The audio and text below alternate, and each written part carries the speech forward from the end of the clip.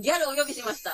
メイズちゃんです。コンサルプラン気になるよっていう方が多くて、コンサルプランから一人、ギャルをお呼びしました。メイズちゃんです。